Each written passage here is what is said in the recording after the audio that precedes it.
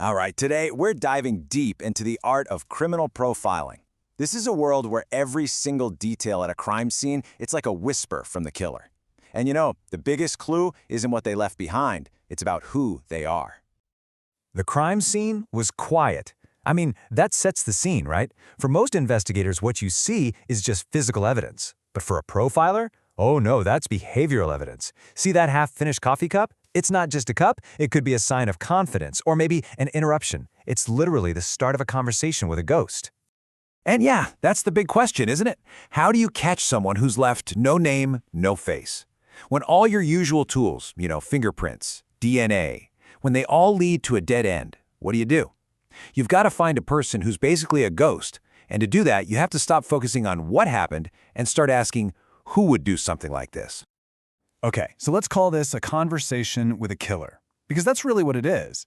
Every single action, every choice the killer makes at the scene, it's like a word in a sentence. The profiler's job is to piece together that sentence and figure out the person who wrote it.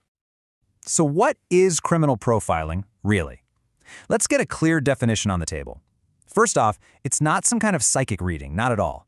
It's a methodical process. It's all about taking those behavioral fingerprints, the how and the why of a crime, and using them to, reverse engineer a portrait of the offender's mind.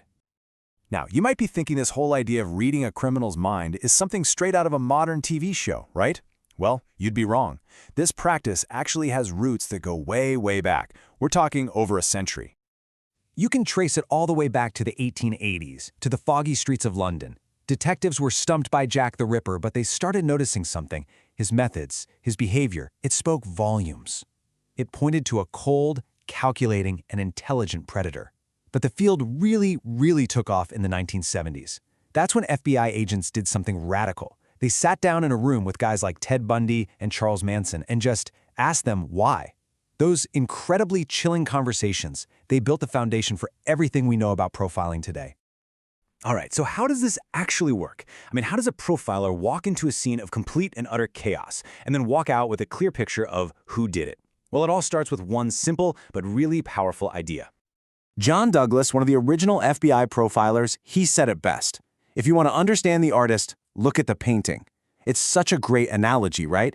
He saw the crime scene as a canvas, and every little detail, the choice of weapon, the state of the room, even what wasn't done, it's like a brush stroke. And all those strokes together, they paint a picture of the artist's hidden personality. So, the very first, most fundamental question a profiler asks is this: was the crime scene organized or disorganized? Think about it. An organized scene tells you the offender is methodical, intelligent, and in control. This is someone who plans things out, probably has decent social skills, and you better believe they're following their own case in the news. A disorganized scene, though, that's the total opposite. It screams rage, panic, maybe an impulsive act by someone younger. It's really the difference between a predator and a storm. And that leads us to another crucial piece of the puzzle, victimology. It's not just about the killer, it's about the victim. Profilers dig deep into the victim's life, all to answer one single question: why them? You see, if the victim was a stranger, it might suggest a need for random control or power. But if they knew the killer, well, that points to something way more personal, like revenge. The choice of victim is a direct window into the killer's mind.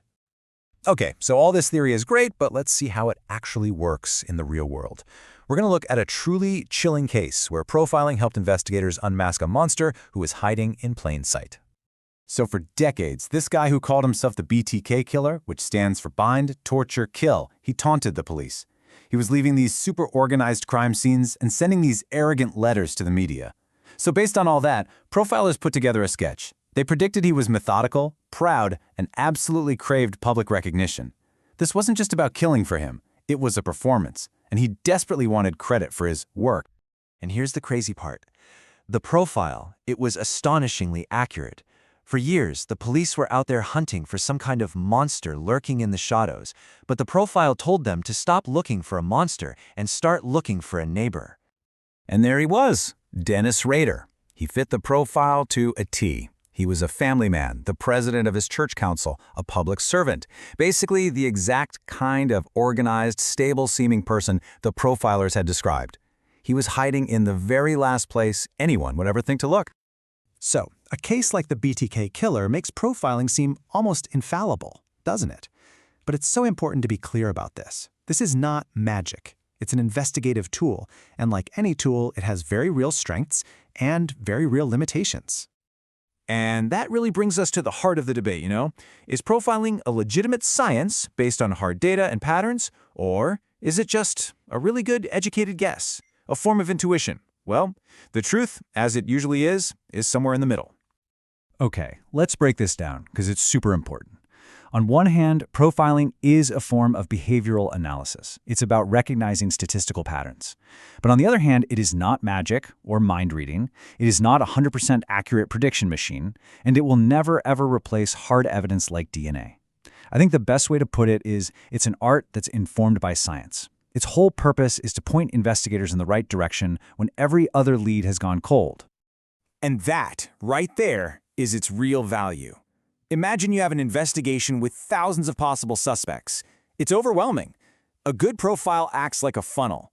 It narrows that huge pool of people down to a manageable number, letting law enforcement focus their resources where they matter most. It saves time, and in this line of work, saving time means saving lives. And look, the principles behind profiling didn't just get stuck back in the 1970s. They've had to evolve because crime has evolved. Now they're being used to tackle the really complex crimes of the 21st century. I mean, today, we're applying these same ideas way beyond just serial killers. Behavioral analysts build profiles of terrorists by studying their manifestos. They track cybercriminals by analyzing their unique coding styles, their digital fingerprints. They even spot financial fraud by looking for telltale behavioral patterns in stock trades. The crimes are different, but the core idea, it's exactly the same. Because here's the bottom line. No matter how advanced the crime gets, human behavior always leaves a trace. It doesn't matter if it's a footprint in the mud or a sneaky line of malicious code. Every single action is driven by human choice, by compulsion, by ego. The evidence might change, but the fundamental principle never does. The what will always tell you something about the who. And that brings us to this really chilling thought. Before every act of violence, there's a thought. It's so true, right? A violent crime isn't just something that happens. It's the final physical result of a whole psychological process. And what profiling really is the art of working backwards, from that final act all the way back to the very first thought. And I guess that's the ultimate takeaway here. To catch a criminal, you really do have to learn to think like one. Criminal profiling is so much more than just a technique. It's a mindset. It's a chilling but absolutely necessary journey into a much darker way of thinking.